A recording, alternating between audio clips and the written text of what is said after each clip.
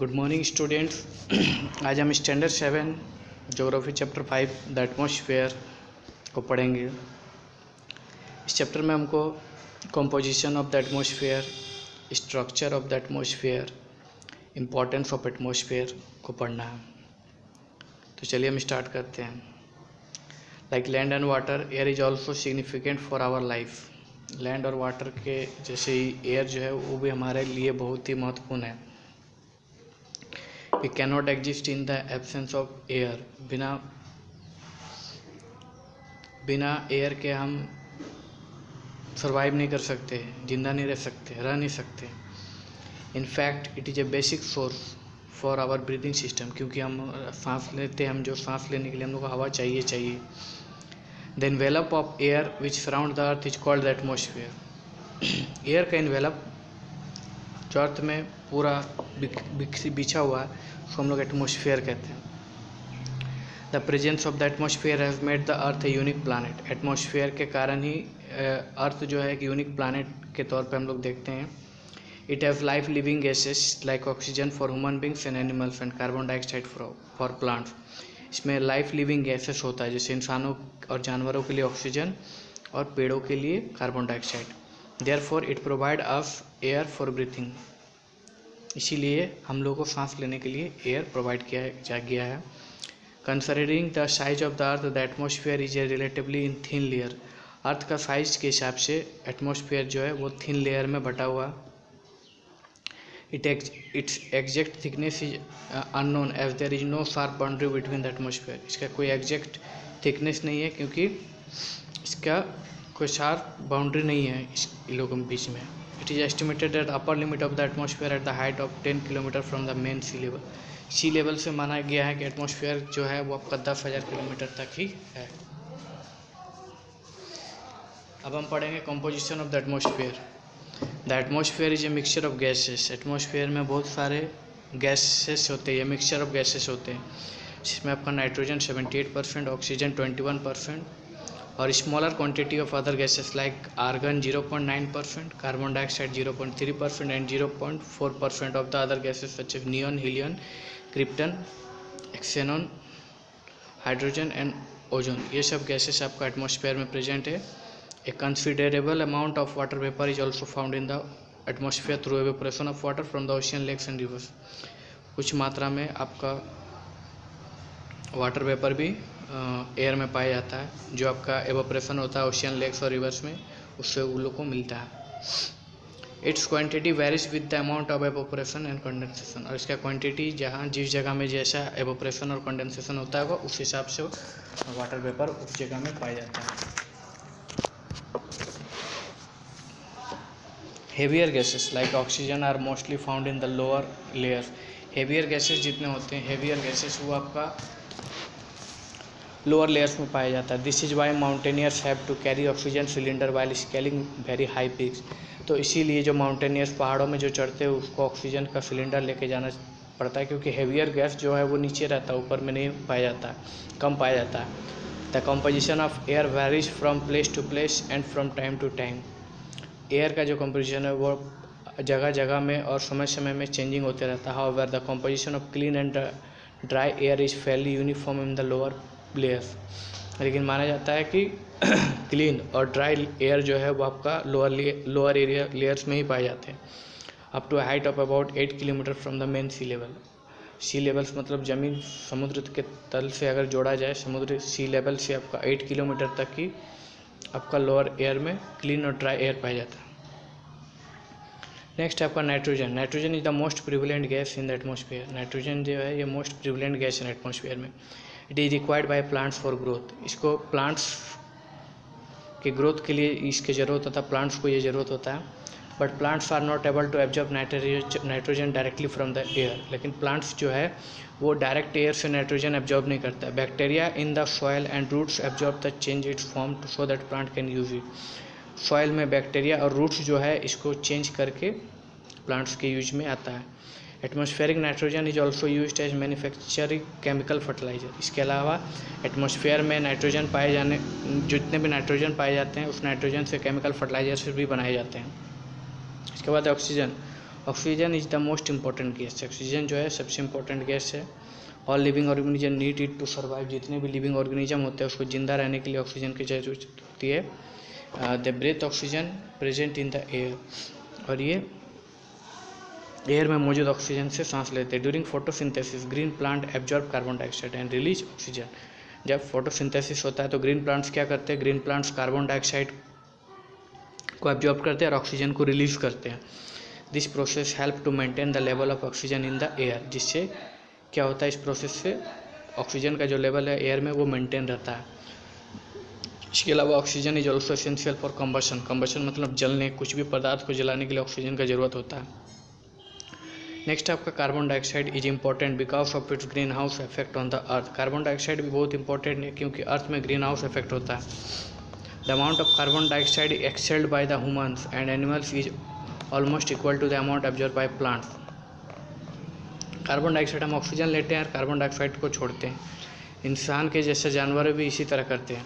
The amount of carbon dioxide in the atmosphere is gradually increasing. Amount of carbon dioxide जो है वो atmosphere में धीरे धीरे बढ़ रहा है। This is due to the increased burning of fossil fuel like coal and petroleum and deforestation. और ये क्यों हो रहा है, क्योंकि फॉसिल फ्यूल्स को हम लोग बहुत ज़्यादा मात्रा में जला रहे हैं और डिफॉरेस्टेशन पेड़ों को काट रहे हैं जिसके कारण ऑक्सीजन का मतलब मेंटेन वो नहीं हो रहा। We must plant more trees to maintain the balance of carbon dioxide in the atmosphere. तो कार्बन डाइऑक्साइड के मात्रा को मेंटेन करने के लिए हमको क्या करना चाहिए, ज़्यादा से ज़्यादा पेड़ लगाना चाहिए। इसके बाद हम लोग को पढ़ना है कि structure of the atmosphere. Atmosphere का स्ट्रक्चर क्या है। Like the lithosphere the atmosphere is also found in different layer. Lithosphere के जैसे एटमॉस्फेयर है जो अलग अलग लेयर्स में बटा हुआ है। Thus our atmosphere has a layered structure। इसलिए हम लोग का एटमॉस्फेयर जो है लेयर्ड स्ट्रक्चर में है। As the concentration of different gases varies with the height from Earth's surface, the denser and heavy gases like nitrogen, oxygen, carbon dioxide, etc. are found near the Earth's surface। जो भारी gases होते हैं जैसे nitrogen, oxygen, carbon dioxide, ये आपका अर्थ के निचले areas में पाए जाते हैं। Based on temperature the atmosphere is divided vertically into 5 layer. Temperature के हिसाब से एटमॉस्फेयर जो है वो 5 वर्टिकल लेयर्स में बटा हुआ। पहला है आपका troposphere. The troposphere is the lowest and the densest layer of the atmosphere. Troposphere जो है ये सबसे नीचे का लेयर है। The average height of this layer is taken as about 12 kilometre. इसका एवरेज हाइट 12 किलोमीटर है। Nearly 3/4 of the total mass of the atmosphere is content in this layer. Atmosphere का टोटल मास का 3/4 atmosphere इसी layer में है। Almost all dust particles and water vapour are content in it. जितने भी dust particles और water vapour इसी में होते हैं। Thus all weather phenomena occur in this very. इसी में वेदर मतलब चेंजेस होते हैं। The temperature in this layer decreases with increasing altitude. इसके बाद जैसे जैसे हम ऊपर जाएंगे इसका टेम्परेचर क्या होता है, घटते जाता है। इट डिक्रीज रफली at the rate of 1% to 165 metre of ascent. मतलब 165 मीटर जैसे ऊपर जाएंगे वो इसका टेम्परेचर 1 डिग्री सेल्सियस करके घटते जाता है। This is called normal lapse rate. इसको नॉर्मल लैप्स रेट कहते हैं। नेक्स्ट है आपका stratosphere. The stratosphere is the region of horizontal and stable air flow which extend above the troposphere to about 50 kilometre above the earth surface. ये आपका second layer है। ये आपका 50 kilometre above the earth surface के ऊपर है। The absence of convection current air makes the condition stable and ideal for flying jet planes. इसमें flying jet planes उड़ते हैं। The temperature in this layer increases with height after about first 20 kilometre. In the zone of first 20 kilometre there is high zone concentration. It has formed its own layer. इसका temperature 20 kilometre के बाद change हो जाता है। Ozone is a form of oxygen and its chief function is filtering ultraviolet ray of the sun reaching the earth. इसी में आपका ozone है जो ऑक्सीजन अल्ट्रावायलेट रे को फिल्टरिंग करता है, सूर्य की रोशनी को। नेक्स्ट आपका mesosphere. Above the stratosphere is the layer known as the mesosphere. Stratosphere के ऊपर जो एटमॉस्फेयर का लेयर है उसको हम लोग मेसोस्फीयर कहते हैं। It extend to the height of 80 kilometre. ये 80 किलोमीटर हाइट तक है। From the height of 50 kilometre above the fall in temperature is again well marked. 50 kilometre के ऊपर के बाद यहाँ पे फिर टेम्परेचर घटते जाता है। As low as 90 degree recorded at 80 kilometre height. 80 kilometre height में इसका टेम्परेचर -90 डिग्री रिकॉर्ड किया गया। The boundary zone between the ionosphere and the mesosphere is called mesopause. Ionosphere और मेसोस्फीयर के बीच का जो बाउंड्री जोन है उसको मेसोपाउस कहते हैं। This is the coldest layer in the atmosphere. Atmosphere का ये सबसे कोल्डेस्ट लेयर है। Meteors which come from outer space burn up in this layer. Meteors जितने अभी आते हैं आउटर स्पेस से इस लेयर में आके वो जल जाते हैं। नेक्स्ट है आपका thermosphere. The thermosphere lies above the mesosphere. Thermosphere जो है ये मेसोस्फीयर के ऊपर आते हैं। Ending up to 400 kilometre the surface of the earth. जो आपका 4400 किलोमीटर के ऊपर में वो तक रहता है। The lower part of this layer is known as ionosphere. इसका लोअर पार्ट जो होता है उसको आइनोस्फीयर कहते हैं। Due to maximum concentration of electricity charge particle known as ions which reflect radio waves to the earth enabling wireless communication। यहाँ पे electrically charge मतलब आइनोस्फीयर, इसमें इलेक्ट्रिकली चार्ज पार्टिकल्स आयंस की मात्रा पाई जाती है जिससे वायरलेस कम्युनिकेशन संभव होता है वहाँ पे। This layer reflect low frequency radio waves back to earth. ये क्या करता है, लो फ्रिक्वेंसी रेडियो वेव्स को अर्थ में बैक करता है। It helps in long distance communication. Long distance communication में मदद करता है। One does not feel warm in this layer as thin air holds little heat. यहाँ पे ज़्यादा गर्मी नहीं लगता क्योंकि यहाँ पे थोड़ा कम हीट पाया जाता है। इसके बाद exosphere. Beyond the ionosphere is found the upper most layer of the atmosphere extended to 600 kilometre to beyond up to 1550 kilometre. Ionosphere के ऊपर में आपका एक्सोस्फीयर आता है। ये आपका 600 किलोमीटर से लेके 1050 किलोमीटर तक रहता है, वो है आपका एक्सोस्फीयर।